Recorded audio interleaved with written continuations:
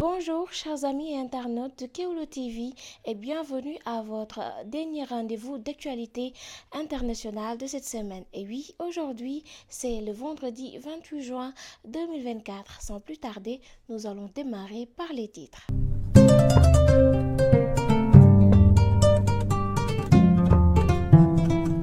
Pour les titres de cette édition d'actualité internationale de ce vendredi, nous allons démarrer par la Mauritanie. L'opposition a des craintes sur la transparence des élections législatives qui auront lieu demain 29 juin 2024. Les législatives à Madagascar, la coalition présidentielle IRMA remporte la majorité absolue. Au Nigeria, le difficile démarrage de la méga raffinerie du groupe Dangote. En effet, il y a eu incendie dans l'usine Dangote. Et nous allons prendre la direction du Cameroun avec le frontière Cameroun-Nigeria. Abuja accepte de ne pas saisir la Cour internationale de la justice et opte pour le dialogue. Nous allons prendre notre dernier vol imaginaire de cette semaine et nous allons faire escale en Iran. En effet, les Iraniens sont appelés aux urnes pour élire le prochain président de la République islamique. Les législatives en France, un dernier débat mouvementé avant le premier tour des élections. Nous allons prendre la direction des États-Unis, la présidentielle américaine. Un premier débat très tendu, Joe Biden en difficulté face à Donald Trump. Et nous allons terminer par le Jérusalem. L'imam de la mosquée d'Al-Aqsa a été inculpé par l'Israël pour apologie du terrorisme. C'était tout pour ces titres. À tout de suite pour le développement.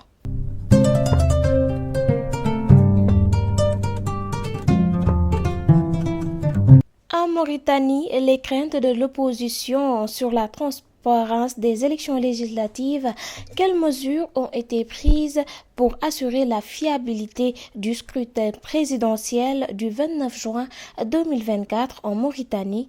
La commission électorale, qui se sait très attendue après des élections législatives contestées, a multiplié cette semaine les prises de parole au sujet des moyens mis en place pour garantir la transparence des élections. Des observateurs sont également déployés. Les législatives à Madagascar, la coalition présidentielle IRMA remporte les élections législatives du 29 mai, fait majeur des résultats proclamés par la Haute Cour constitutionnelle hier, jeudi 27 juin.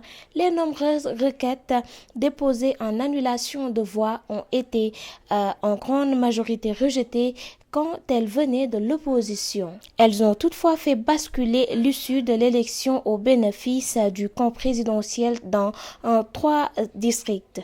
La coalition d'André Rajoelina décroche finalement avec 84 sièges sur 163 la majorité absolue dans la future Assemblée nationale. Au Nigeria, un incendie maîtrisé ce mercredi dernier au sein de l'usine de traitement des déchets de la méga raffinerie du groupe Dangote, située en bordure de la mégalopole de Lagos. Cet incident, qualifié de mineur, laisse craindre des retards dans la production d'essence, autant pour moi, censé débuter mi-juillet.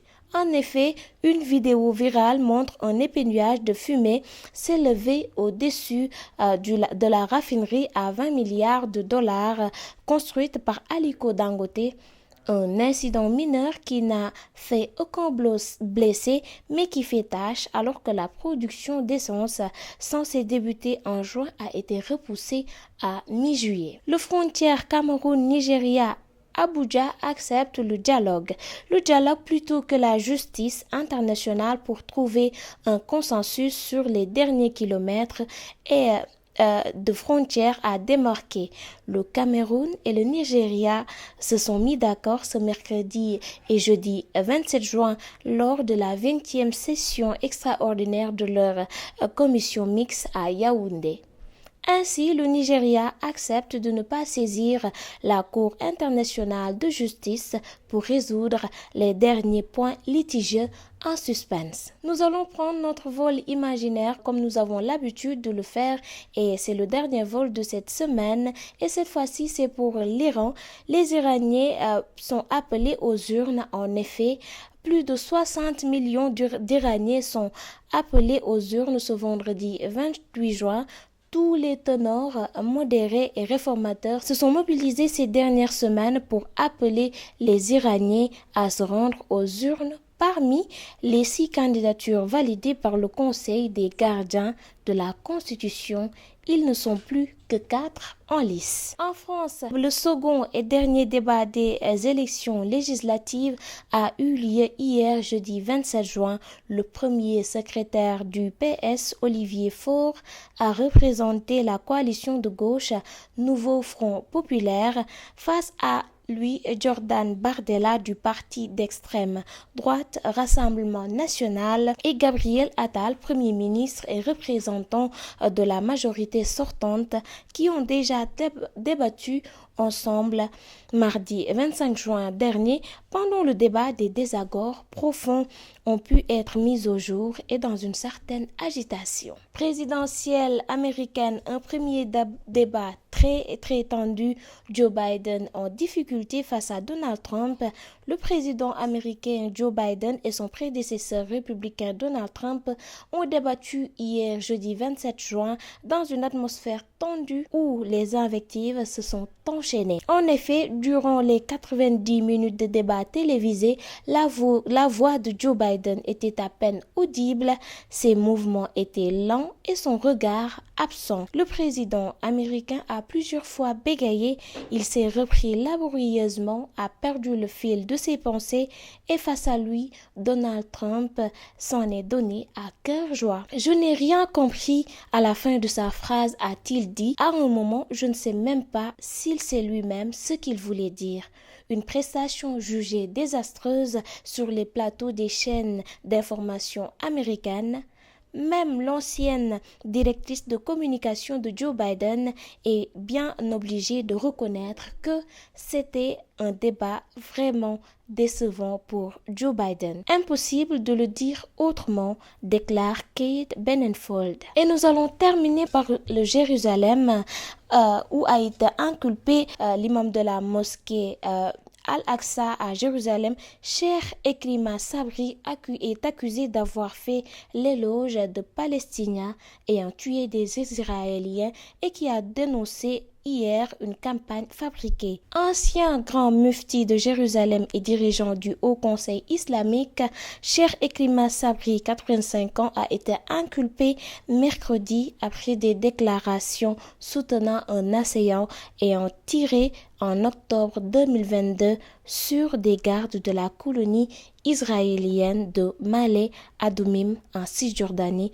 occupée, tuant un soldat d'après l'acte d'inculpation. Alors, c'était tout pour cette page d'actualité internationale de cette fin de la semaine. Alors, je vous souhaite un très bon week-end, mais surtout, n'oubliez pas, restez scotchés au programme de Kewlo TV et surtout, ne ratez pas votre rendez-vous de People News de demain, c'est à 10h avec MJS. À bientôt, passez une très bonne journée et très bon week-end à vous.